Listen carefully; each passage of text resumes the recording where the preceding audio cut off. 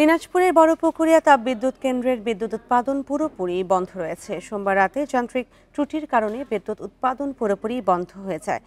Bundle থাকলে প্রতি সেনমানিতে টাকা বাঁচবে। বিকাশ সেনমানি বান্ডেল কিনে জিতুন প্রতি লেনদেনে।